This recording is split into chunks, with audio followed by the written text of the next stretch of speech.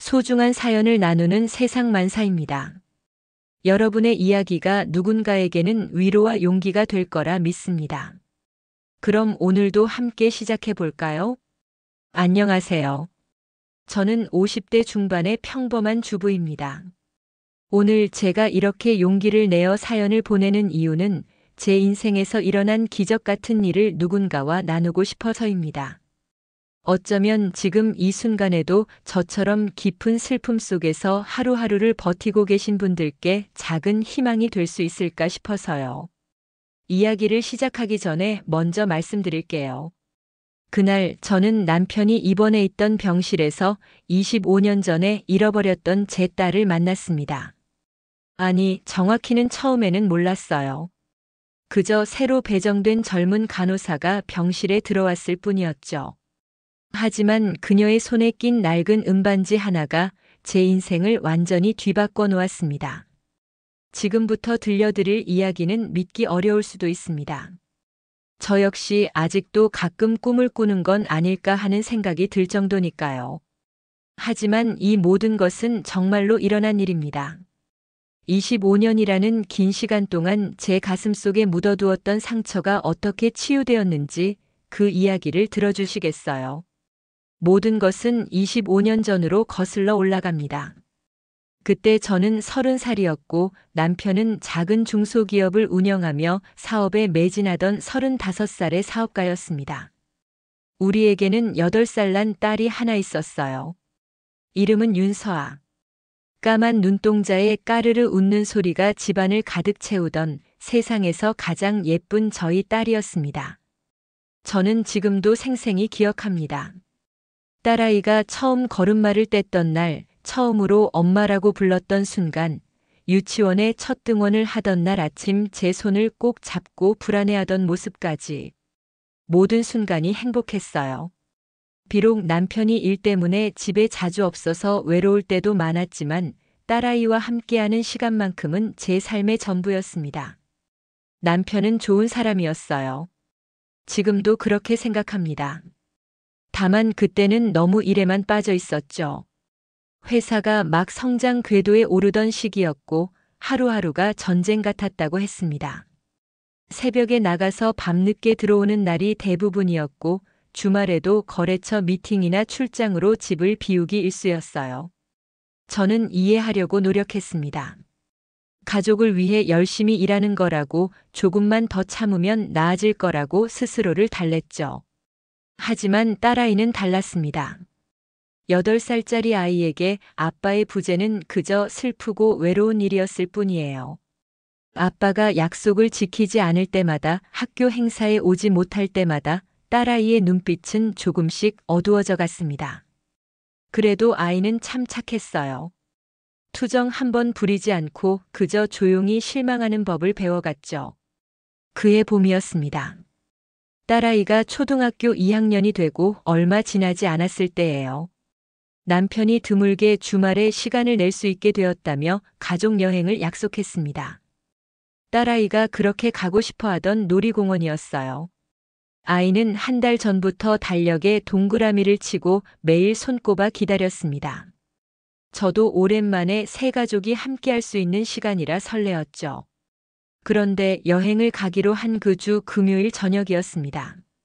남편이 퇴근하자마자 무거운 표정으로 말했어요. 중요한 해외 거래처에서 갑자기 미팅 일정을 잡았는데 주말에 출장을 가야 한다고요. 저는 그 순간 무너지는 것 같았습니다. 딸아이한테 어떻게 말해야 하나? 아이가 얼마나 실망할까? 남편에게 말했죠. 이번만큼은 다른 직원을 보낼 수 없냐고, 딸아이가 얼마나 기다렸는지 아냐고. 하지만 남편은 고개를 저었습니다. 이 거래가 성사되면 회사가 한 단계 도약할 수 있다고, 꼭 본인이 가야 한다고 했어요. 그리고는 다음에 더 좋은 곳으로 가자며 딸아이를 설득해보라고 했습니다. 그날 밤 딸아이에게 말해야 했을 때의 기억은 지금도 제 가슴을 아프게 합니다. 아이는 처음에는 믿지 않았어요. 농담이라고 생각했죠. 하지만 제가 진심이라는 걸 깨닫자 아이의 표정이 싹 굳어지더니 눈물이 주르륵 흘러내렸습니다. 엄마 거짓말이지. 아빠가 약속했잖아. 이번에는 정말 같이 간다고 했잖아. 저는 딸아이를 꽉 안았습니다. 미안하다고 다음에 꼭 가자고 말했지만 아이는 제 품에서 빠져나가 자기 방으로 들어가 버렸어요. 그날 밤 방문 너머로 들리던 아이의 흐느끼는 소리를 저는 평생 잊을 수 없을 것 같습니다. 다음 날 토요일 아침 남편은 이른 새벽에 공항으로 떠났습니다. 딸아이는 아빠가 나갈 때까지 방문을 열지 않았어요. 저는 아침 식사를 준비하며 아이를 달랠 방법을 생각했습니다. 오늘은 둘이서라도 재미있게 보내자고 아이가 좋아하는 것들을 하자고 말할 생각이었죠. 하지만 제가 딸아이 방문을 열었을 때 아이는 없었습니다. 침대는 정리되어 있었고 책상 위에 작은 쪽지 한 장만 놓여 있었어요. 아이의 서툰 글씨로 이렇게 적혀 있었습니다. 엄마 미안해요. 나 혼자 놀러 갈게요. 금방 올게요. 처음에는 크게 걱정하지 않았습니다. 아마 집 근처 놀이터나 친구네 집에 갔겠거니 생각했죠.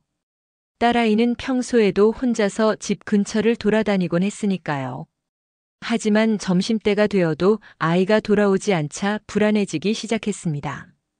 친구네 집에 전화를 돌렸지만 아무도 딸아이를 보지 못했다고 했어요. 동네를 샅샅이 뒤졌습니다. 놀이터, 문방구, 아이가 좋아하던 빵집, 도서관, 갈만한 곳은 다 찾아다녔죠.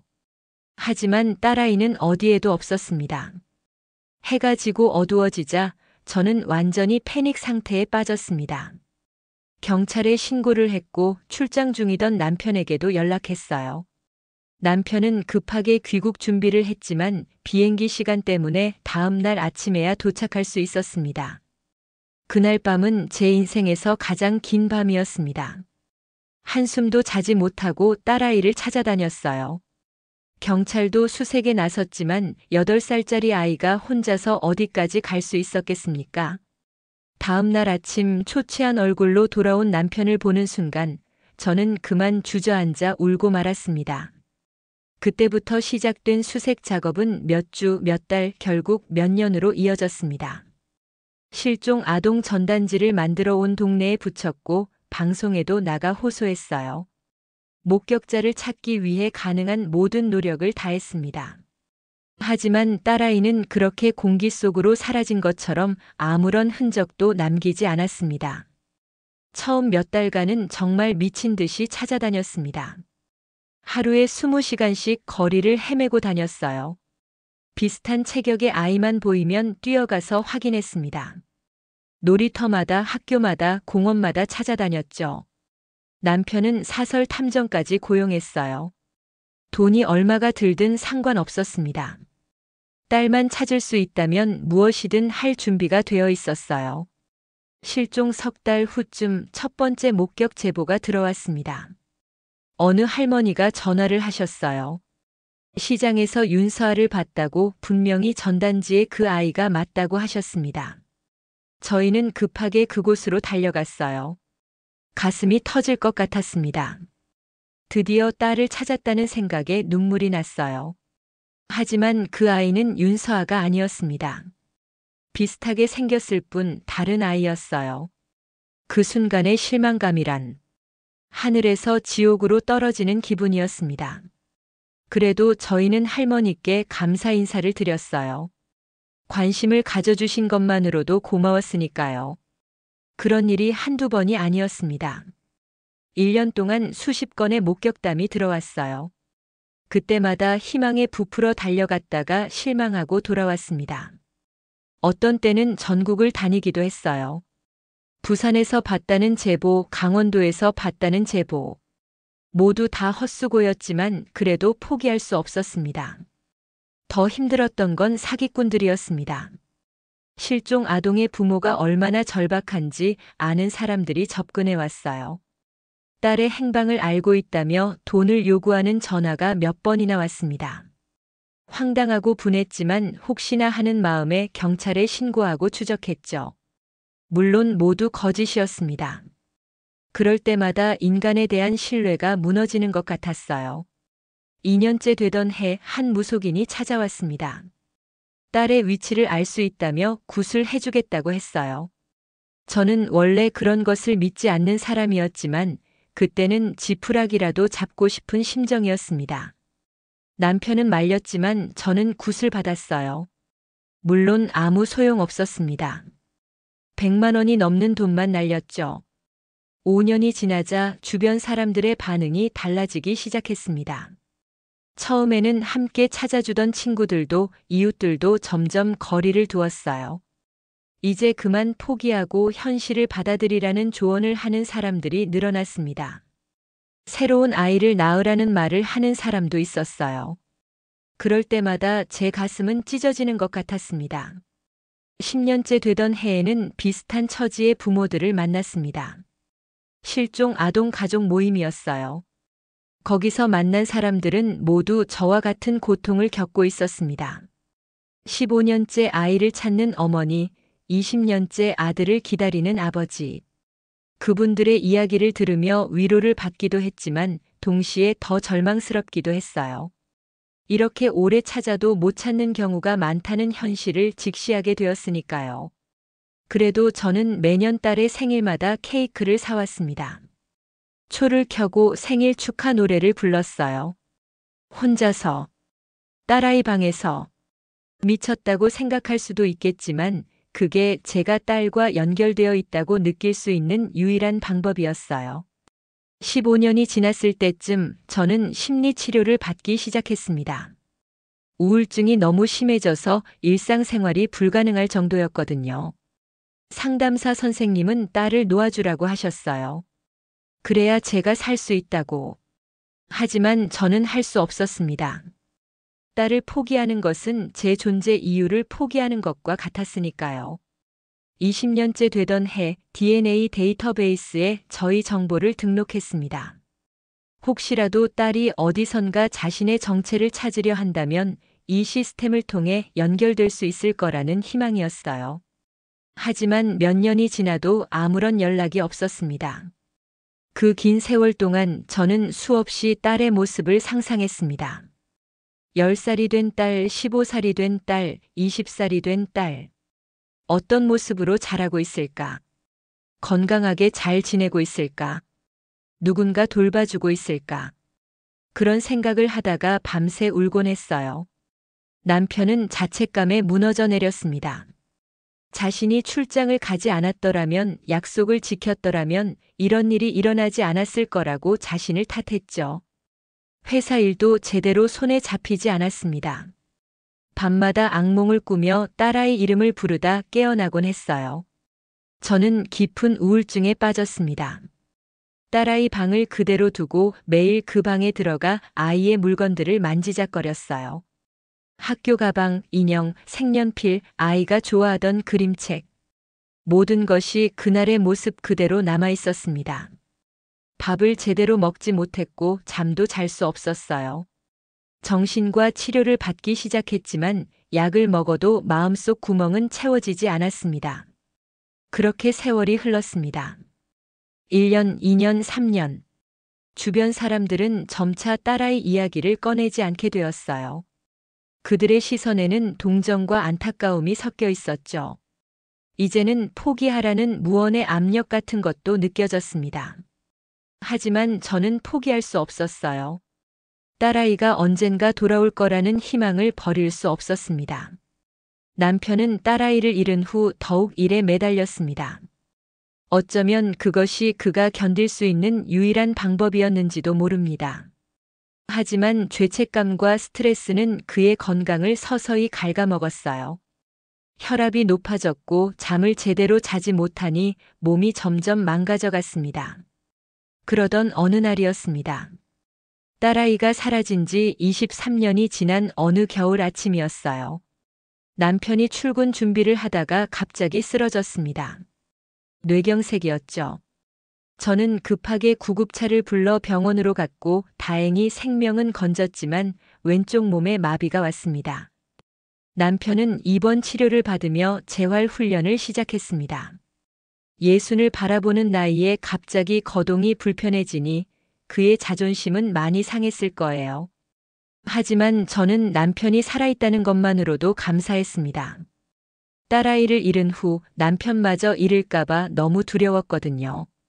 병원 생활이 한 달쯤 지났을 때였습니다. 남편의 병실에 새로운 간호사가 배정되었어요. 젊은 여성이었는데 30살쯤 되어 보였습니다. 키가 작고 날씬한 체구에 단정하게 묶은 머리가 인상적이었어요.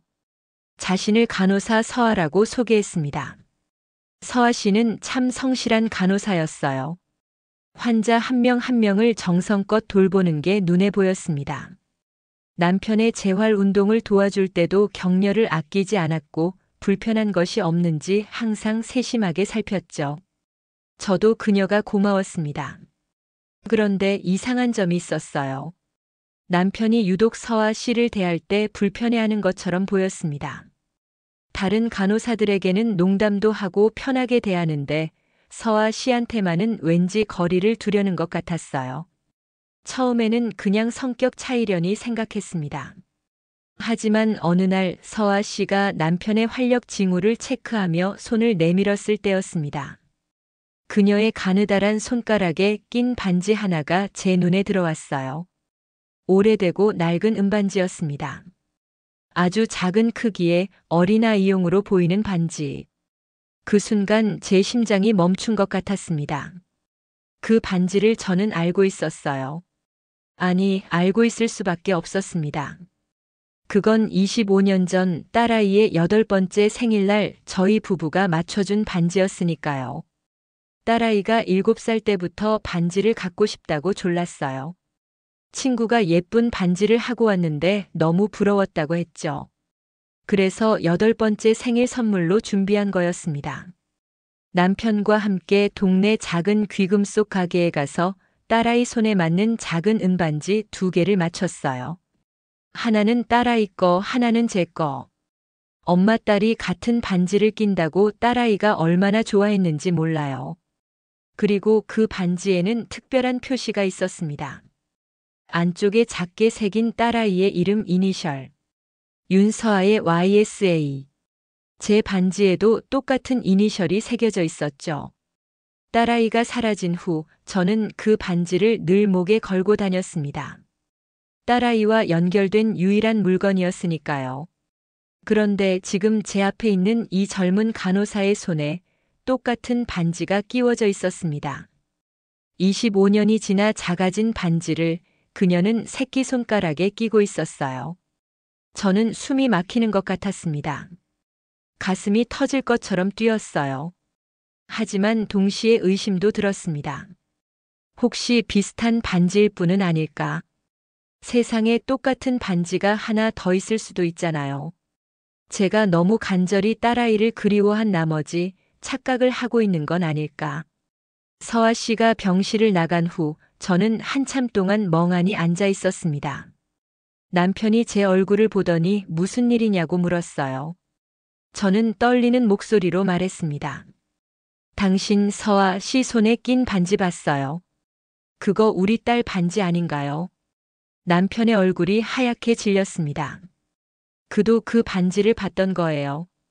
아니, 처음 서아 씨를 봤을 때부터 이상한 느낌을 받았다고 했습니다. 자꾸 눈길이 가고 왠지 모르게 낯익은 느낌이 들었다고요.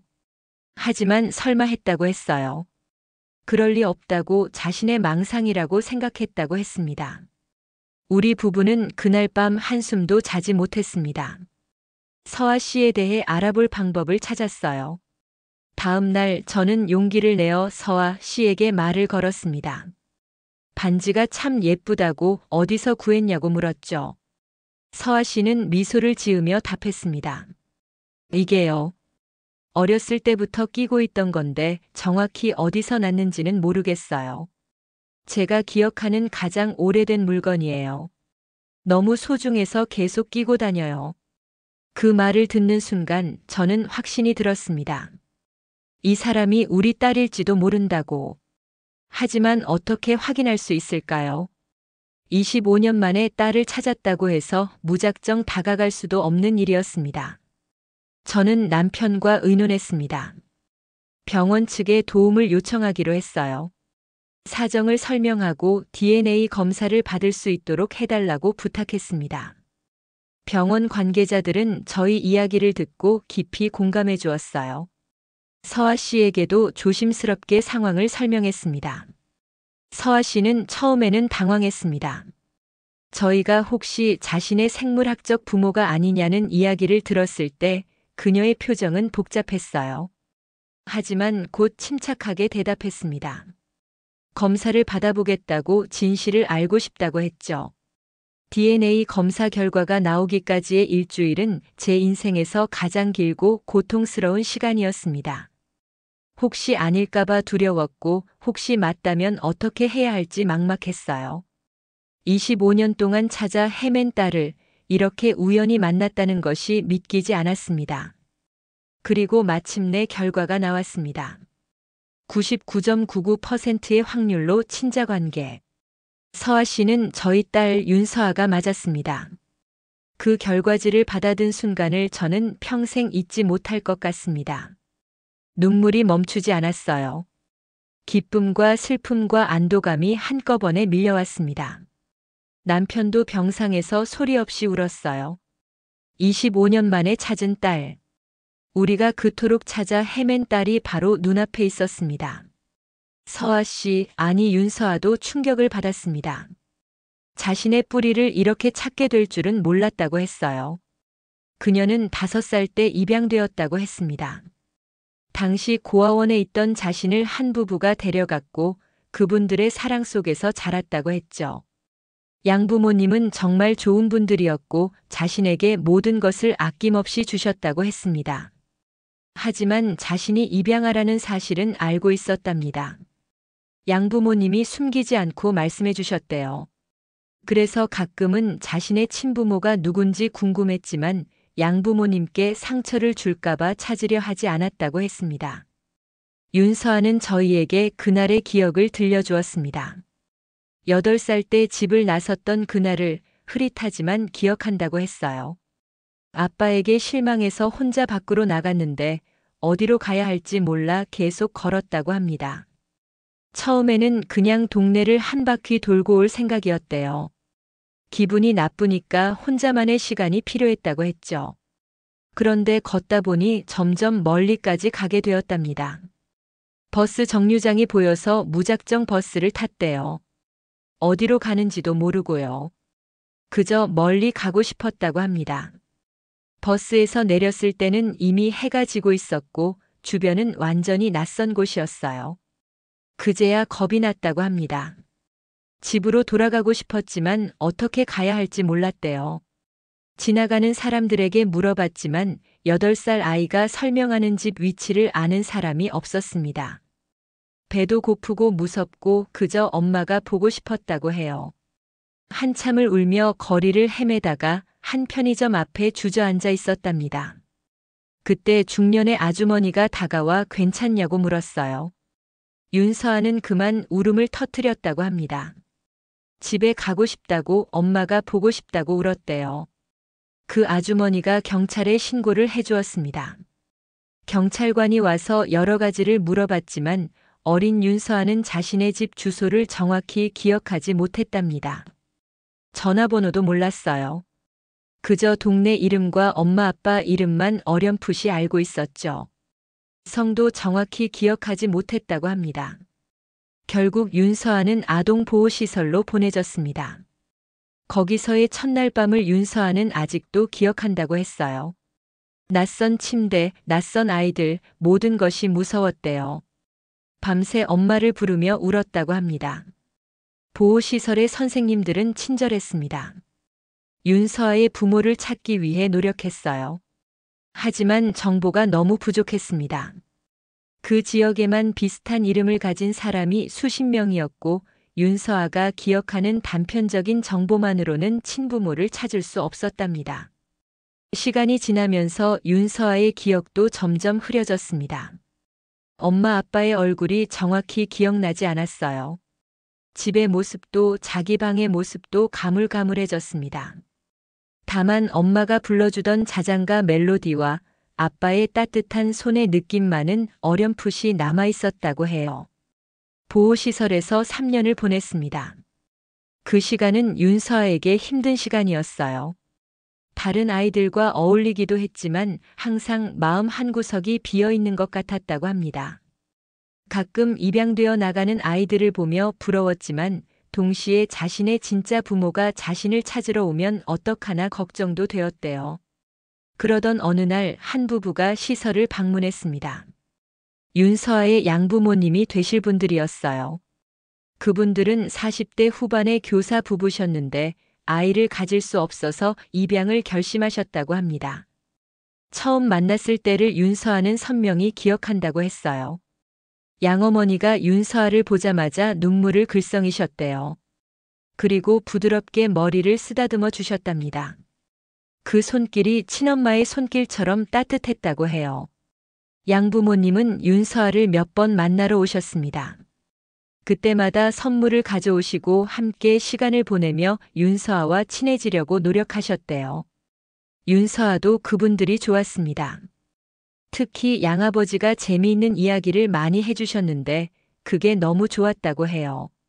결국 윤서아는 그분들의 딸이 되었습니다. 11살 때였어요.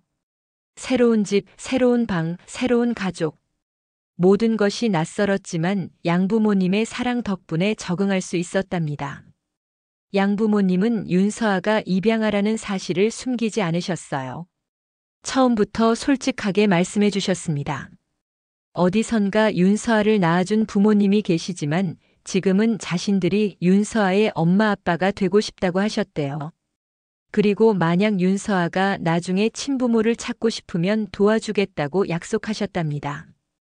학교 적응은 쉽지 않았습니다. 전학을 가니 아이들이 낯설어했고 윤서아 자신도 쉽게 친구를 사귀지 못했어요. 하지만 양어머니가 교사셨기 때문에 많은 도움을 받을 수 있었습니다.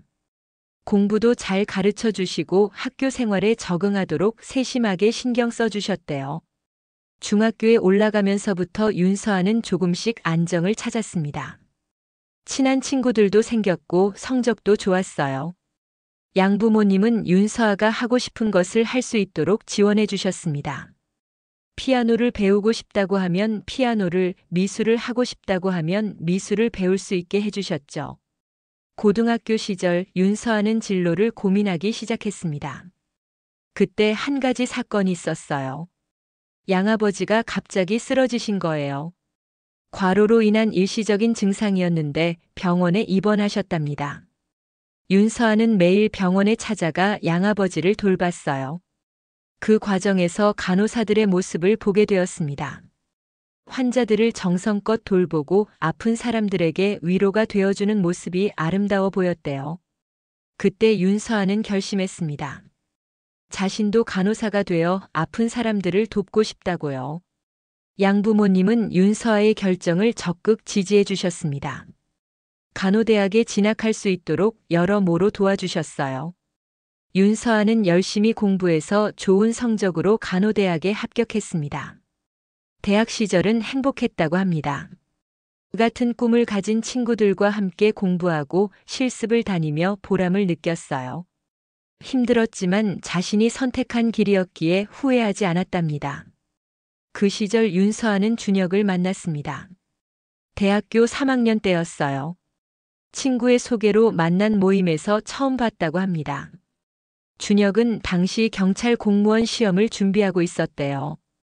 정의감이 넘치고 따뜻한 사람이었다고 해요. 처음에는 그냥 선후배 사이였습니다. 하지만 자주 만나다 보니 서로에게 호감을 갖게 되었어요. 준혁은 윤서아의 꿈을 응원해 주었고 윤서아도 준혁의 꿈을 지지했습니다. 자연스럽게 연인이 되었죠. 양부모님은 준혁을 무척 좋아하셨습니다. 성실하고 바른 청년이라며 두 사람의 관계를 축복해 주셨어요. 윤서아는 그때가 인생에서 가장 행복한 시기였다고 말했습니다. 하지만 행복은 오래가지 않았어요. 윤서아가 대학을 졸업하고 간호사가 된 지 2년쯤 되었을 때 양어머니가 암 진단을 받으셨습니다. 이미 많이 진행된 상태였어요. 윤서아는 충격을 받았습니다. 자신을 이렇게 사랑으로 키워주신 분이 아프다니. 윤서아는 병원을 쉬고 양어머니를 돌봤습니다. 간호사로서의 지식을 총동원해 어머니를 간호했어요. 하지만 암은 점점 악화되었고 결국 1년 후 양어머니는 세상을 떠나셨습니다. 그로부터 2년 후 양아버지도 뒤따라가셨어요. 어머니를 잃은 슬픔을 이기지 못하고 건강이 급격히 나빠지신 거였습니다. 윤서아는 20대에 두 분의 부모를 모두 잃었습니다. 그 슬픔은 말로 표현할 수 없었다고 해요.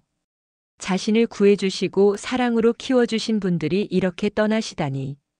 윤서아는 한동안 무기력에 빠졌습니다. 준혁의 위로가 아니었다면 이겨내지 못했을 거라고 했어요. 양부모님이 돌아가신 후 윤서아는 가끔 생각했답니다. 자신의 친부모는 어디 있을까? 자신을 낳아준 분들은 지금 어떻게 살고 계실까? 하지만 적극적으로 찾으려 하지는 않았어요. 양부모님의 사랑이 너무 컸기 때문에 그분들에 대한 예의 같은 것이었다고 합니다. 그러던 중 저희를 만난 거예요. 우연히 정말 운명처럼. 저는 윤서아의 양부모님께 감사했습니다. 비록 뵙지는 못했지만 제 딸을 사랑으로 키워주신 그분들께 고맙다는 말씀을 전하고 싶었어요. 그분들이 아니었다면 윤서아가 어떻게 되었을지 모르니까요. 그렇게 저희는 조금씩 관계를 회복해 나갔습니다. 윤서아는 저희를 부모님이라고 부르기 어려워했어요. 25년 동안 다른 부모님 밑에서 자랐는데 갑자기 친부모가 나타났다고 해서 쉽게 받아들여지지 않는 것은 당연한 일이었죠. 저희도 그것을 이해했습니다. 천천히 서두르지 않고 관계를 쌓아가기로 했어요. 처음 몇 달은 어색했습니다. 저희가 병원을 방문할 때마다 윤서아는 조심스러워했어요. 무슨 말을 해야 할지, 어떻게 행동해야 할지 몰라 하는 것이 눈에 보였습니다. 저도 마찬가지였어요. 25년의 공백을 어떻게 메워야 할지, 무슨 이야기부터 시작해야 할지 막막했죠. 그래서 저는 작은 것부터 시작했습니다.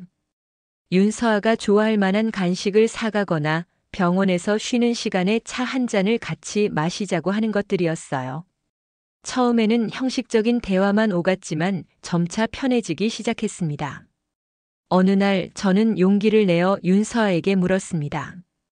어렸을 때 좋아하던 음식이 뭐였는지 기억하냐고. 윤서아는 잠시 생각하더니 말했어요. 엄마가 해주시던 김치찌개요. 그 맛이 아직도 가끔 생각난다고 했습니다. 그날 저는 집에 돌아와 김치찌개를 끓였습니다. 윤서아가 좋아하던 그 맛을 재현하려고 애썼어요. 다음 날 병원에 도시락을 가져갔죠. 윤서아는 처음에는 놀라워했지만 한 숟가락 먹더니 눈물을 글썽였습니다. 이 맛이에요, 이 맛. 어렸을 때 먹던 바로 그 맛이라고 했어요. 그날 이후 저희 관계는 조금씩 가까워졌습니다.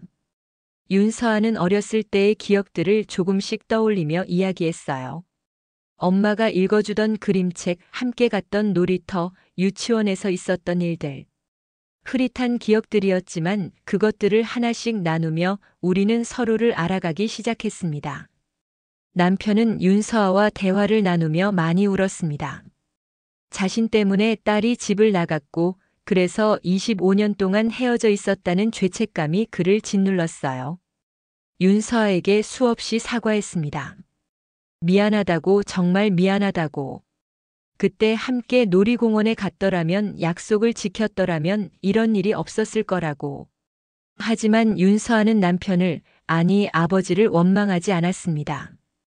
어릴 때는 서운했지만 이제는 이해한다고 했어요. 아버지도 가족을 위해 열심히 일했을 거라고, 그런 선택을 할 수밖에 없었을 거라고 말해주었죠. 오히려 자신이 철없이 집을 나간 것이 잘못이었다고 했습니다. 그 말에 남편은 더욱 깊이 자책했습니다. 8살짜리 아이가 무슨 잘못이냐고 모든 것이 자신의 책임이라고 했어요. 하지만 윤서아는 고개를 저었습니다. 이제는 과거를 덮어두자고 앞으로를 생각하자고 말했습니다. 몇 달이 지나자 윤서아는 저희를 엄마 아빠라고 부르기 시작했습니다. 처음에는 어색하게, 그 다음에는 조금 더 자연스럽게. 그 호칭을 들을 때마다 제 가슴은 뜨거워졌어요. 25년 만에 다시 듣는 그 말이 얼마나 소중한지 몰랐습니다. 저희는 잃어버린 시간을 메우기 위해 노력했습니다. 윤서아의 어린 시절 사진을 보며 이야기를 나누고 그동안 있었던 일들을 서로에게 들려주었어요. 저는 윤서아가 사라진 후 어떻게 살았는지, 얼마나 그리워했는지 이야기했습니다. 윤서아도 양부모님과 함께한 시간들, 학창 시절의 추억들을 나눠주었어요. 가끔 저희는 함께 외식을 하거나 산책을 했습니다. 그냥 평범한 가족처럼요. 윤서아가 좋아하는 음식을 먹으러 가고 영화를 보러 가고 그저 이런저런 이야기를 나누며 시간을 보냈습니다. 그런 순간들이 너무 소중했어요. 남편의 건강도 조금씩 나아졌습니다. 재활 치료를 꾸준히 받으며 거동이 좀 더 편해졌어요. 무엇보다 마음이 편안해진 것 같습니다. 딸을 다시 찾았고 그 딸이 건강하게 잘 자랐다는 사실이 그에게 큰 위안이 되었죠. 25년 동안 그를 짓눌렀던 죄책감도 조금은 가벼워진 것 같았습니다. 윤서아는 저희에게 자신의 삶에 대해 조금씩 이야기해 주었습니다. 대학 시절의 추억, 간호사가 되기 위해 공부했던 날들, 병원에서의 일상. 그리고 자신에게는 남자친구가 있다고 했어요. 이름은 준혁. 경찰 공무원이었다고 했습니다. 과거형으로 말한 이유가 있었습니다. 준혁 씨는 최근에 직장을 잃었다고 해요. 억울한 일을 당했다고 했습니다. 윤서아의 이야기를 들어보니 준혁 씨는 정의감이 강한 사람이었던 것 같아요. 그런 성격 때문에 문제가 생긴 모양이었습니다. 1년 전쯤의 일이었답니다. 준혁 씨가 야간 순찰을 돌던 중 번화가에서 소동이 일어났어요. 술에 취한 한 남자가 행인에게 시비를 걸고 있었는데 나중에 알고 보니 그 사람이 지역 유력 인사의 아들이었답니다. 그는 아버지의 권력을 믿고 평소에도 말썽을 많이 피우던 사람이었어요. 그날도 술에 취해 한 여성에게 추근거리다가 거절당하자 폭력을 휘둘렀답니다. 준혁 씨가 제지하려 하자 그는 경찰에게까지 욕설을 퍼붓고 폭행을 가했어요. 준혁 씨는 정당방위로 그를 제압했는데 그 과정에서 그 사람이 넘어지며 다쳤다고 합니다. 문제는 그 다음이었습니다. 그 사람의 아버지가 경찰서에 나타나 난리를 쳤대요. 자기 아들을 폭행했다며 준혁 씨를 고소했고 자신의 영향력을 이용해 준혁 씨에게 불리한 조사가 이루어지도록 압력을 넣었답니다. 목격자들도 겁을 먹고 제대로 된 진술을 하지 못했어요. 결국 준혁 씨는 과잉 진압으로 몰려 징계를 받았습니다. 처음에는 정직 처분이었는데 그 사람의 아버지가 계속 압력을 넣어서 결국 파면으로까지 이어졌다고 해요. 정의를 위해 일하던 경찰관이 오히려 정의를 짓밟힌 셈이었습니다. 윤서아는 그 이야기를 하며 눈물을 글썽였습니다. 준혁 씨가 정말 좋은 사람인데 정의롭게 행동했다가 이렇게 피해를 입었다고 했어요. 파면 후 준혁 씨는 힘든 시간을 보내고 있었습니다. 직장을 잃었다는 좌절감도 컸지만 무엇보다 억울함이 컸대요. 자신이 옳은 일을 했는데도 벌을 받았다는 사실이 받아들여지지 않았답니다. 경제적으로도 어려워졌어요. 준혁 씨는 임시직으로 여기저기 일을 다녔지만 생계를 유지하기도 빠듯했습니다. 결혼 자금도 모으고 있었는데 그것도 생활비로 쓰게 되었죠. 윤서아와의 결혼 계획도 무기한 연기될 수밖에 없었습니다. 윤서아는 준혁 씨를 위로하고 격려했지만 보는 것이 너무 안타까웠다고 해요. 자신이 더 많이 일해서 둘이 힘을 합치자고 말했지만 준혁 씨는 자존심이 상했는지 쉽게 받아들이지 못했답니다. 두 사람의 관계도 조금씩 어려워지고 있었어요. 저는 윤서아의 이야기를 들으며 안타까웠습니다. 25년 만에 찾은 딸이 이런 어려움을 겪고 있다니. 사랑하는 사람이 힘들어하는 모습을 보며 고통받고 있다니. 남편도 마찬가지였어요. 그는 윤서아와 준혁 씨를 돕고 싶어 했습니다. 며칠 밤을 고민한 끝에 남편이 말했습니다. 준혁 씨를 도와야겠다고. 딸을 지키지 못했던 아버지로서 이제라도 딸이 사랑하는 사람을 돕는 것이 자신의 책임이라고 했어요. 저도 동의했습니다. 우리가 할 수 있는 일이라면 무엇이든 해야 한다고 생각했죠. 남편은 병상에서도 이 문제를 어떻게 해결할 수 있을지 고민했습니다. 자신이 과거에 쌓아둔 인맥을 총동원하기로 했어요. 중소기업을 운영하며 알게 된 변호사, 정치인, 기업인, 언론인들에게 하나하나 연락을 취했습니다.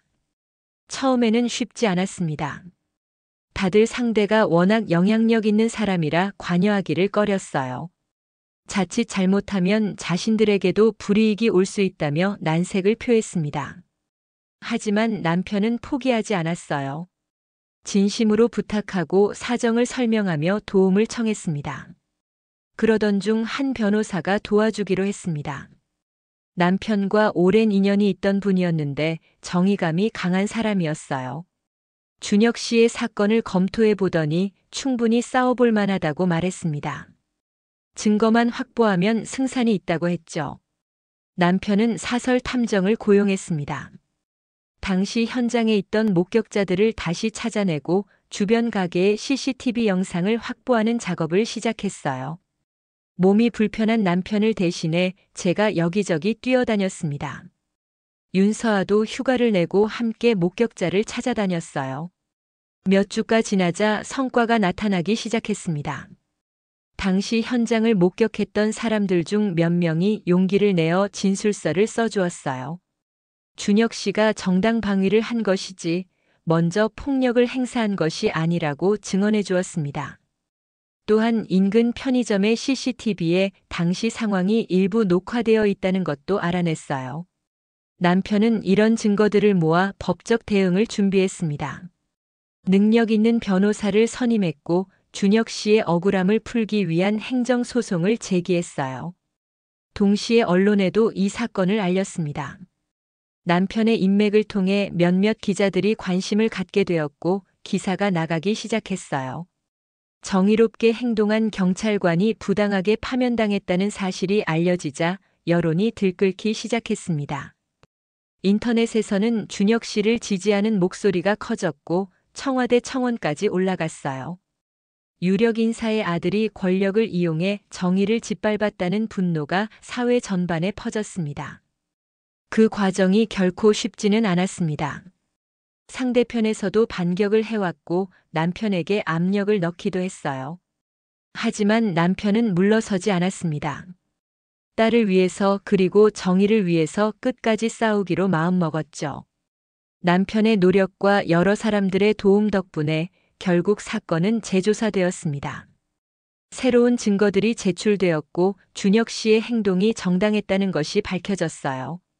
오히려 유력 인사의 아들이 먼저 폭력을 행사했고 준혁 씨는 시민을 보호하기 위해 개입한 것이었다는 사실이 드러났습니다. 결국 준혁 씨의 파면 처분은 부당하다는 판결이 나왔습니다. 그는 경찰직에 복직할 수 있게 되었어요. 그 소식을 들었을 때 윤서아가 얼마나 기뻐했는지 몰라요. 눈물을 흘리며 저희에게 감사하다고 말했습니다. 남편은 윤서아에게 말했습니다. 이제야 아버지로서 할 일을 했다고 너무 늦었지만 딸을 위해 무언가를 해줄 수 있어서 다행이라고 했어요. 그리고 준혁 씨를 만나고 싶다고 했습니다. 윤서아의 주선으로 저희는 준혁 씨를 만났습니다. 30대 초반의 건장한 청년이었어요. 예의 바르고 진실한 사람이라는 느낌이 들었습니다. 준혁 씨는 저희에게 깊이 감사의 인사를 전했어요. 자신을 도와주신 것에 대해 평생 잊지 않겠다고 했습니다. 남편은 준혁 씨와 오랜 시간 대화를 나누었습니다. 준혁 씨의 생각, 가치관, 앞으로의 계획 등을 들으며 그를 알아갔어요. 그리고 남편은 확신했습니다. 이 청년이라면 윤서아를 행복하게 해줄 수 있을 거라고. 남편은 준혁 씨에게 진실을 밝혔습니다. 윤서아가 저희의 친딸이라는 것을 25년 만에 찾았다는 것을 말했어요. 그리고 준혁 씨가 윤서아를 진심으로 사랑한다면 자신들의 사위로 받아들이고 싶다고 말했습니다. 준혁 씨는 깊이 감동했습니다. 윤서아에게서 이미 저희 이야기를 들었다고 했어요. 그는 윤서아를 정말 사랑한다고 평생 행복하게 해주겠다고 약속했습니다. 남편은 준혁 씨의 손을 꽉 잡으며 말했어요. 자네가 내 딸을 행복하게 해줄 사람이라고 믿는다고. 그로부터 몇 달 후 준혁 씨는 복직에 성공했습니다. 재조사 결과 그의 무죄가 인정되었고 파면 처분이 취소되었어요. 다시 경찰 제복을 입고 당당히 거리를 지키는 모습이 정말 멋있었습니다. 그는 다시 한번 정의로운 경찰관으로서의 삶을 시작했어요. 복직 후 한 달쯤 지났을 때였습니다.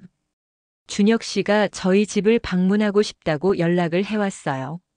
중요한 이야기가 있다고 했습니다. 저희는 그날을 위해 정성껏 준비했습니다. 윤서아가 좋아하는 음식들을 만들고 집안을 깨끗이 정리했죠. 저녁 시간에 준혁 씨가 도착했습니다. 정장을 차려입은 모습이 평소보다 더 긴장해 보였어요. 식사를 하며 이런저런 이야기를 나눴습니다. 복직 후 일이 어떤지, 동료들의 반응은 어떤지, 앞으로의 계획은 무엇인지. 식사가 끝나고 차를 마시던 중 준혁 씨가 자리에서 일어났습니다. 그리고 무릎을 꿇더니 윤서아를 향해 작은 상자를 꺼냈어요. 반지 상자였습니다. 윤서아는 두 손으로 입을 가리며 놀란 표정을 지었습니다. 준혁 씨는 떨리는 목소리로 말했습니다. 서아야, 우리가 만난 지 벌써 7년이 됐어. 그동안 힘든 일도 많았고 특히 지난 1년은 정말 어려웠지. 하지만 내가 옆에 있어서 견딜 수 있었어. 이제 다시 시작할 수 있게 됐으니 나와 평생 함께 해줄래? 나와 결혼해줘. 윤서아의 눈에서 눈물이 흘러내렸습니다. 고개를 끄덕이며 대답했어요. 네, 좋아요. 함께 할게요. 준혁 씨는 윤서아의 손에 반지를 끼워 주었고 두 사람은 꼭 껴안았습니다. 저는 그 모습을 보며 또 울었습니다. 행복의 눈물이었죠. 남편도 눈가를 훔치며 준혁 씨에게 말했어요. 우리 딸을 부탁한다고 평생 행복하게 해달라고. 준혁 씨는 깊이 고개를 숙이며 약속했습니다. 목숨을 걸고 지키겠다고, 행복하게 해주겠다고. 그날 밤 저희 네 사람은 늦게까지 이야기를 나눴습니다. 결혼식은 언제 할 것인지, 어디서 할 것인지, 신혼집은 어떻게 할 것인지. 행복한 고민들이었어요. 25년 전에는 상상도 할 수 없었던 순간들이었습니다. 결혼 준비는 즐겁고 바쁜 시간이었습니다. 윤서아와 함께 웨딩드레스 매장을 돌아다니며 드레스를 고르는 시간이 참 행복했어요. 윤서아가 여러 드레스를 입어보며 어떤 게 예쁜지 물어볼 때마다 저는 가슴이 벅차올랐습니다. 25년 전 잃어버렸던 딸과 이런 시간을 보낼 수 있다니. 드레스를 고르는 내내 저는 생각했습니다. 만약 윤서아를 잃지 않았다면 이 순간이 더 일찍 왔을 텐데. 하지만 동시에 감사했어요. 이렇게라도 함께 할 수 있다는 것에. 늦었지만 딸의 결혼을 준비할 수 있다는 것에. 마침내 완벽한 드레스를 찾았을 때 윤서아가 거울 앞에서 빙글 돌며 말했습니다. 엄마 예쁘죠? 저는 그저 고개를 끄덕이며 눈물을 참았어요. 세상에서 가장 예쁘다고, 정말 아름답다고 말해주었습니다. 예식장을 예약하고 청첩장을 만들고 하객 명단을 작성하는 모든 과정을 저희 네 사람이 함께 했습니다. 준혁 씨의 부모님도 함께 하셨어요. 좋은 분들이었습니다.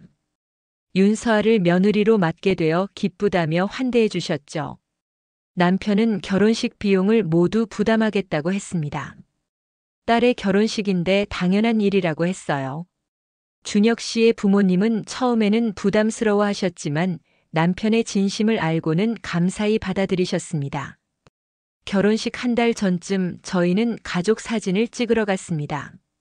사진관에서 여러 포즈로 사진을 찍었어요. 윤서아와 준혁 씨의 커플 사진, 저희 네 가족의 사진, 양가가 모두 모인 단체 사진. 모든 순간이 소중했습니다. 사진을 찍으며 저는 생각했습니다. 25년 전에도 이런 가족 사진이 있었다고. 세 식구가 함께 찍은 사진들. 하지만 그 사진 속 아이는 8살에 멈춰 있었죠. 이제 그 아이가 33이 되어 결혼을 앞두고 있습니다. 시간은 정말 묘하게 흐르는 것 같아요. 결혼식 전날 밤 저는 윤서아와 단둘이 이야기를 나눴습니다. 결혼 생활에 대한 조언도 해주고 엄마로서 해주고 싶었던 말들을 전했어요. 윤서아는 제 손을 꼭 잡으며 말했습니다. 엄마 찾아줘서 고마워요. 이렇게 함께할 수 있게 해줘서 감사해요. 저는 윤서아를 꼭 안았습니다. 미안하다고 그동안 함께하지 못해서 미안하다고 말했어요. 하지만 윤서아는 고개를 저었습니다. 미안해하지 마세요. 이제 함께 있잖아요.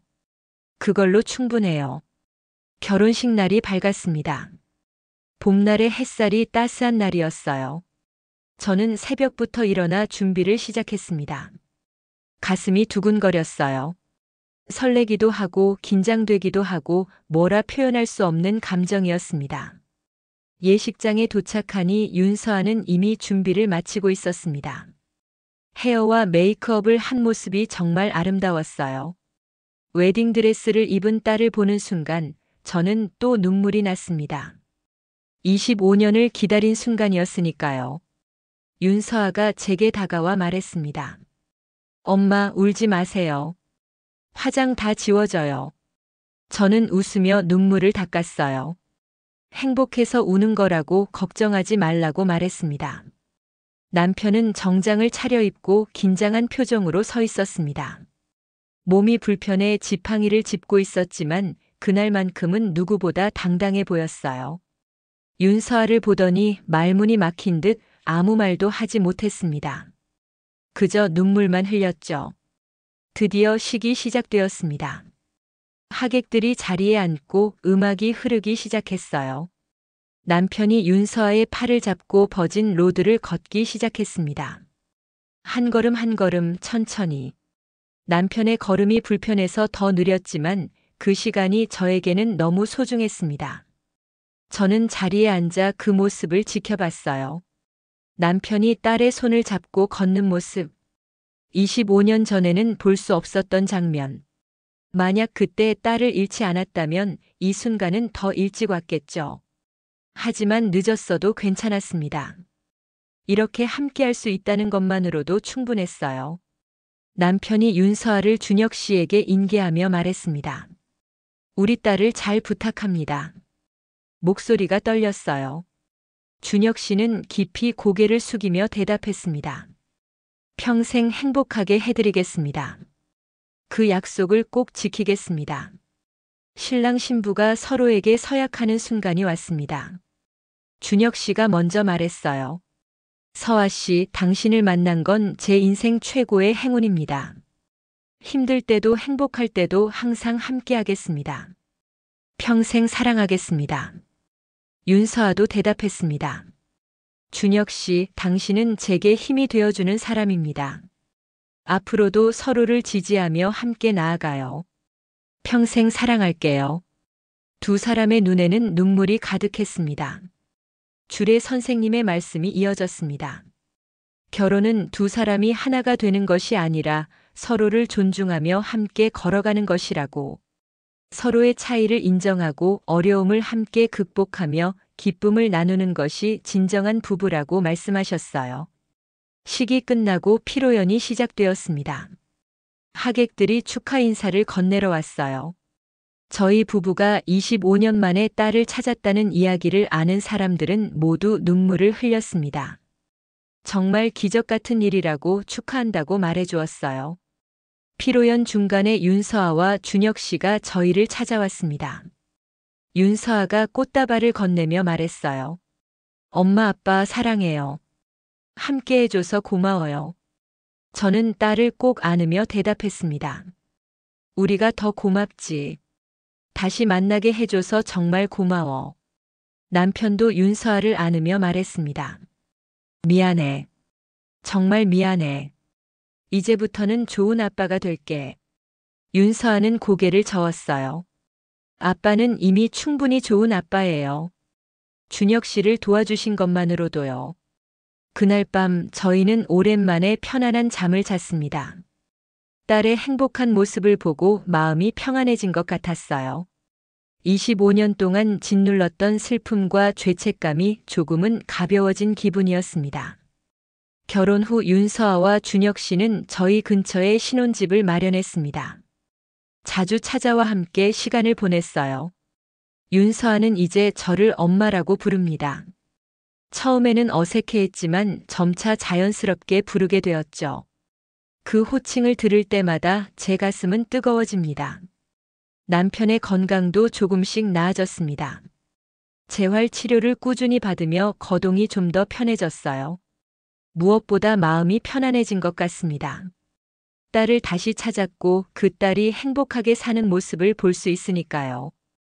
25년 동안 그를 짓눌렀던 죄책감도 조금은 가벼워진 것 같았습니다. 물론 모든 것이 완벽하게 해결된 것은 아닙니다. 25년이라는 시간의 공백을 완전히 메우기는 어려워요.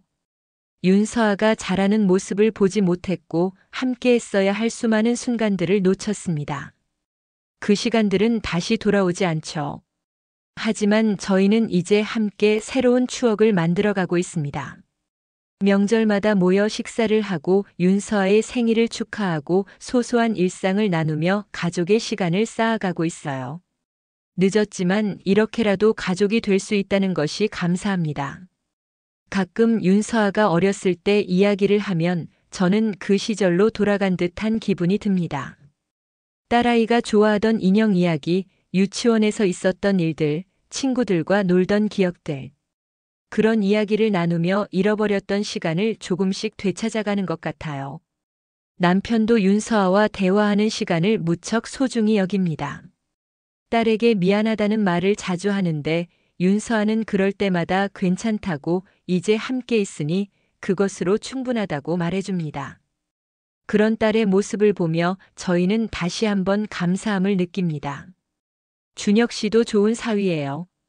주말마다 찾아와 남편의 재활 운동을 도와주고 집안일도 거들어줍니다. 무엇보다 윤서아를 정말 잘 대해줘요. 행복해하는 딸의 모습을 보면 저절로 미소가 지어집니다. 최근에는 윤서아가 임신 소식을 전해왔습니다. 저희에게 손주가 생긴다는 거예요. 그 말을 듣는 순간 저는 또다시 울고 말았습니다. 기쁨의 눈물이었죠. 25년 전 잃어버렸던 딸이 이제 엄마가 된다니, 새로운 생명을 품고 있다니 꿈만 같았습니다. 남편도 할아버지가 된다는 사실에 무척 기뻐했어요. 그날 밤 남편은 저에게 말했습니다.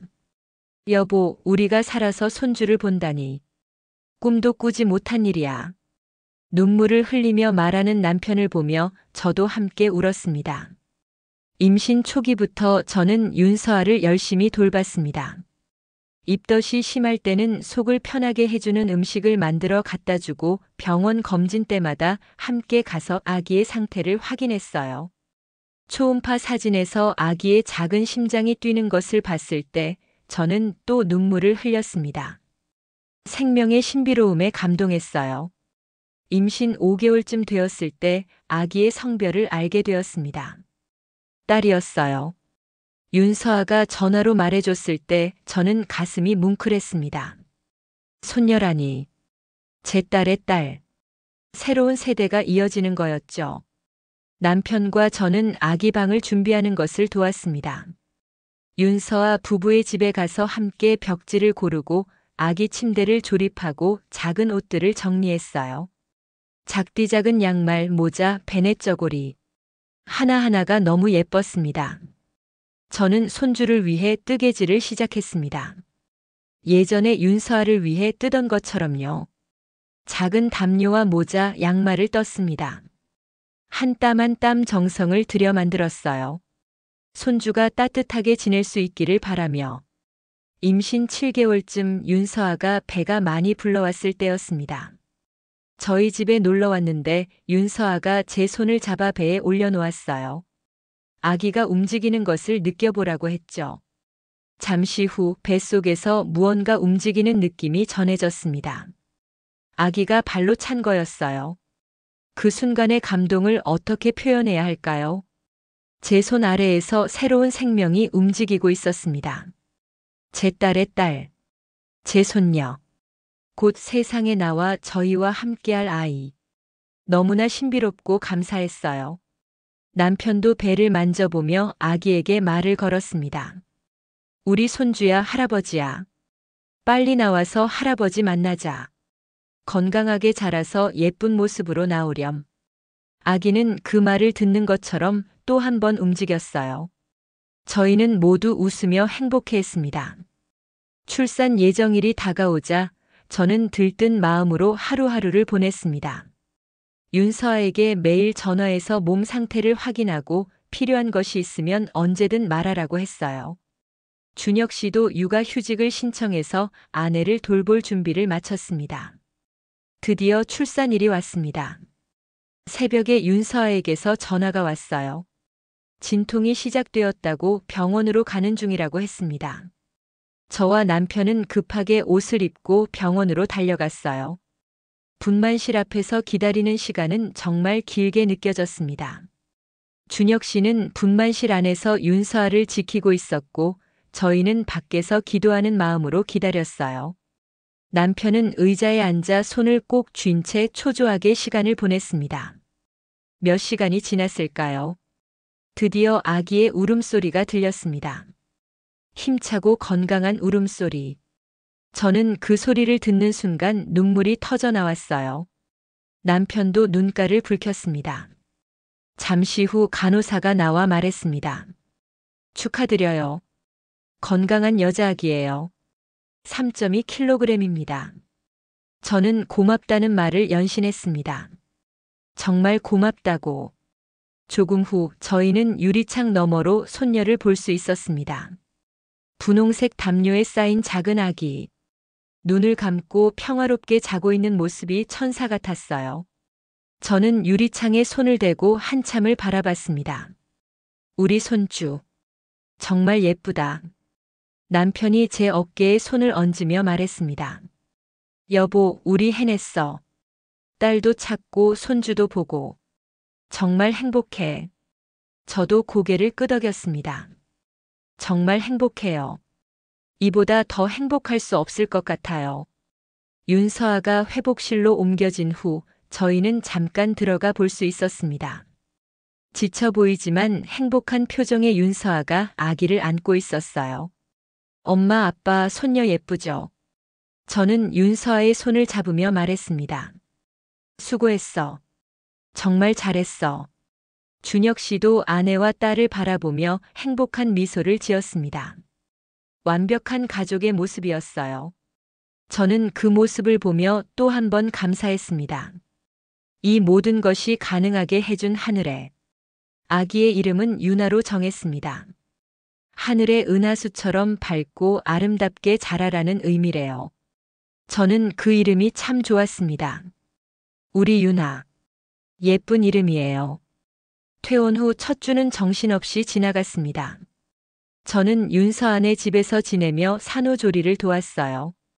밤낮 없이 우는 아기를 돌보고 윤서아가 쉴 수 있도록 집안일을 도맡아 했습니다. 힘들었지만 행복했어요. 특히 아기를 안고 재울 때가 가장 좋았습니다. 작고 따뜻한 아기를 품에 안으면 세상을 다 가진 기분이었어요. 유나야, 할머니야. 예쁘게 자라렴. 건강하게 자라서 행복한 사람이 되렴. 남편도 자주 찾아와 손주를 봤습니다. 몸이 불편해도 꼭 와서 유나를 안아보려고 했어요. 할아버지의 품에 안긴 유나는 신기하게도 울음을 멈추곤 했습니다. 남편은 흐뭇한 표정으로 아기를 바라보며 말했어요. 우리 유나 할아버지 닮아서 착하네. 돌이켜보면 참 기적 같은 일입니다. 25년 동안 잃어버렸던 딸을 그것도 우연히 병원에서 다시 만나다니. 손에 낀 작은 은반지 하나가 저희 가족을 다시 이어주었어요. 만약 그날 제가 그 반지를 알아보지 못했다면 저희는 영영 서로를 모른 채 살았을지도 모릅니다. 때때로 저는 생각합니다. 만약 남편이 뇌경색으로 쓰러지지 않았다면 어땠을까? 만약 윤서아가 그 병원에 배정되지 않았다면 어땠을까? 만약 제가 그날 병실에 가지 않았다면 혹은 반지를 보지 못했다면 어땠을까? 수많은 우연이 겹쳐서 이 기적이 일어난 거였습니다. 운명이란 참 묘한 것 같아요. 딸을 잃은 날 저는 세상이 무너지는 것 같았습니다. 살아갈 이유를 찾을 수 없었죠. 하지만 25년 후 딸은 다시 제 곁으로 돌아왔습니다. 간호사라는 직업으로 아버지의 병을 돌보는 사람으로 다가왔어요. 어쩌면 이 모든 것이 우연이 아닐지도 모르겠습니다. 딸이 꼭 저희를 만나야 할 운명이었던 것 같아요. 그래서 간호사가 되었고, 그래서 남편이 입원한 병원에 배치되었고, 그래서 저희가 다시 만날 수 있었던 거겠죠. 지금 저희 가족은 행복합니다. 매주 주말이면 모여서 함께 식사를 하고 유나의 성장을 지켜보며 시간을 보내요. 유나는 이제 돌이 지났는데 걸음마를 시작했습니다. 아장아장 걷는 모습이 너무 귀여워요. 얼마 전에는 유나가 처음으로 할머니라고 불렀습니다. 정확한 발음은 아니었지만 분명히 저를 부르는 거였어요. 그 순간 저는 가슴이 터질 것 같았습니다. 손주가 저를 부르는 목소리. 25년 전에는 상상도 할 수 없었던 순간이었죠. 남편의 건강도 많이 좋아졌습니다. 여전히 몸이 완전히 회복된 것은 아니지만 손주를 보는 기쁨이 그에게 큰 힘이 되고 있어요. 유나와 놀아주려고 재활 운동도 더 열심히 합니다. 좋은 할아버지가 되고 싶다는 그의 소원이 조금씩 이루어지고 있어요. 준혁 씨는 정말 좋은 아빠이자 남편입니다. 육아에 적극적으로 참여하고 윤서아를 잘 돌봐줘요. 복직 후에도 가족을 최우선으로 생각하며 살고 있습니다. 저희 딸이 좋은 사람을 만났다는 생각에 감사할 뿐이에요. 25년이라는 시간은 결코 짧지 않습니다. 그 세월 동안 저희는 많은 것을 잃었어요. 딸이 자라는 모습, 함께 했어야 할 순간들, 나눴어야 할 대화들.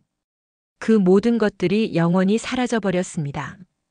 그 공백은 절대 메워지지 않을 거예요.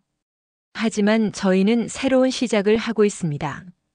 늦었지만 이제라도 함께 할 수 있다는 것에 감사합니다. 윤서아도 저희를 받아들여 주었고 가족이 되어 주었어요. 그것만으로도 충분히 행복합니다. 가끔 저는 생각합니다. 딸을 잃지 않았다면 어땠을까? 물론 그랬다면 더 좋았겠죠. 25년의 고통도 없었을 테고 함께 더 많은 추억을 만들 수 있었을 거예요. 하지만 그 고통이 있었기에 지금의 행복이 더 소중하게 느껴지는 것도 사실입니다. 저는 이제 더 이상 과거에 머물지 않으려 합니다. 물론 잃어버린 시간들이 아프지 않은 것은 아니에요. 하지만 계속 과거만 바라보고 있을 수는 없잖아요. 이제는 앞을 보고 걸어가려 합니다. 딸과 함께, 사위와 함께, 남편과 함께, 그리고 손녀와 함께. 매일 아침 눈을 뜰 때마다 감사합니다. 오늘도 가족과 함께 할 수 있다는 것에, 딸의 목소리를 들을 수 있다는 것에, 남편의 손을 잡을 수 있다는 것에, 손주의 웃음소리를 들을 수 있다는 것에, 이 모든 것이 당연한 게 아니라는 것을 저는 너무나 잘 알고 있어요. 25년 동안 그토록 원했던 것들이 지금 제 곁에 있습니다. 딸의 웃음소리, 사위의 다정한 목소리, 남편의 따뜻한 손길, 손주의 제잘거림. 이 모든 것이 제게는 기적입니다. 매일매일이 선물 같은 날들이에요. 남편은 요즘 많이 변했습니다. 예전처럼 일에만 매달리지 않아요. 가족과 함께하는 시간을 가장 소중하게 여깁니다. 윤서아와 준혁 씨, 유나가 올 때마다 함께 식사를 하고 이런저런 이야기를 나누며 시간을 보내죠. 남편은 가끔 말합니다. 자신이 얼마나 어리석었는지, 정말 중요한 것이 무엇인지 너무 늦게 깨달았다고. 하지만 이렇게라도 기회가 주어진 것에 감사한다고 말해요. 딸을 다시 만날 수 있었고 아버지로서의 역할을 조금이나마 할 수 있게 되었으니까요. 저도 변했습니다. 우울증으로 힘들었던 시간이 있었지만 이제는 많이 나아졌어요. 딸을 다시 찾은 후로 삶의 의욕이 생겼습니다. 매일 아침 일어나는 것이 기쁘고 하루하루가 소중하게 느껴져요. 특히 유나가 태어난 후로는 더욱 활기가 생겼습니다. 며칠 전에는 내 가족이 함께 공원에 갔습니다. 유나가 비둘기를 쫓아다니며 까르르 웃는 모습을 보며 저희는 모두 행복한 미소를 지었어요. 남편이 제 손을 잡으며 말했습니다. 여보, 우리 정말 행복하지? 저도 고개를 끄덕였습니다. 정말 행복해요. 이 이야기를 듣고 계신 분들 중에 혹시 저와 비슷한 상황에 계신 분이 있다면 희망을 잃지 마시기를 바랍니다. 세상에는 기적이 일어납니다. 포기하지 않고 버티면 언젠가는 좋은 날이 올 거예요. 제가 25년을 견딜 수 있었던 이유는 희망을 버리지 않았기 때문입니다. 언젠가는 딸을 만날 수 있을 거라는 믿음. 그 믿음이 저를 지탱해준 유일한 힘이었어요. 아무리 힘들어도 아무리 절망스러워도 그 희망만은 놓지 않았습니다. 물론 쉬운 일은 아니었습니다. 수없이 포기하고 싶었고 수없이 무너졌어요. 하지만 다시 일어섰습니다. 딸을 위해서, 남편을 위해서, 그리고 저 자신을 위해서. 그렇게 하루하루를 버텼고 결국 기적을 만났습니다.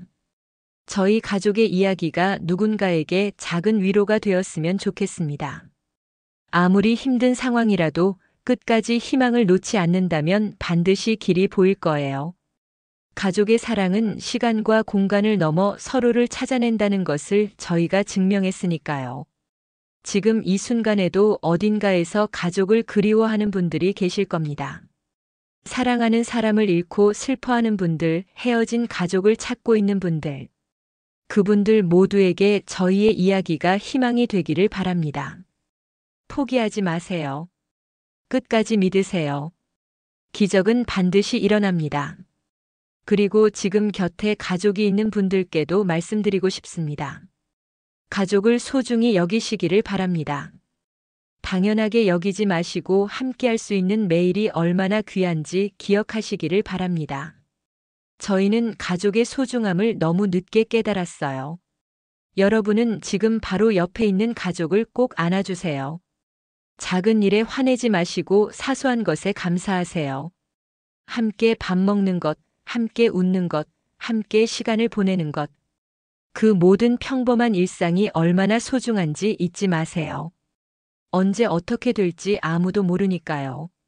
오늘도 윤서아에게서 영상 통화가 왔습니다. 유나가 새로운 단어를 배웠다며 보여주더군요.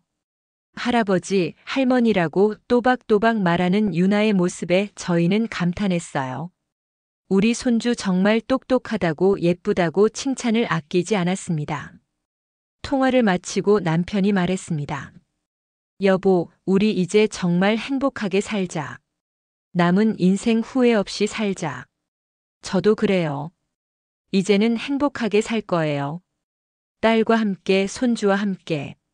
하루하루를 소중히 여기며 살아갈 거예요. 25년 만에 찾은 딸, 다시 만난 가족, 그리고 새로 태어난 손주. 저희 가족의 이야기는 계속됩니다. 앞으로 어떤 일들이 기다리고 있을지 모르겠지만 함께라면 이겨낼 수 있을 것 같습니다. 사랑하는 가족이 있다는 것, 그것이 저희에게 가장 큰 힘이니까요. 긴 이야기를 들어주셔서 감사합니다. 이 이야기가 누군가에게 위로가 되고 희망이 되기를 진심으로 바랍니다. 힘든 시간을 보내고 계신 분들, 조금만 더 힘내세요. 여러분의 기적도 반드시 올 겁니다. 그리고 기억하세요. 가족의 사랑은 어떤 시련 속에서도 결국 제자리를 찾아온다는 것을. 시간이 걸리더라도 먼 길을 돌아가더라도 사랑하는 사람들은 결국 다시 만나게 된다는 것을. 저희가 그것을 증명했으니까요. 여러분 모두 행복하시기를 진심으로 기원합니다. 지금 이 순간 여러분 곁에 있는 소중한 사람들을 꼭 안아주세요. 사랑한다고 말해주세요. 그리고 함께하는 매일에 감사하세요.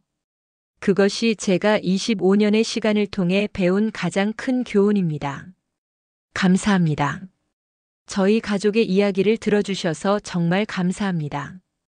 영상이 재미있으셨다면 구독과 좋아요, 댓글까지 부탁드리고 오늘도 건강하고 행복한 하루 되시길 바랍니다.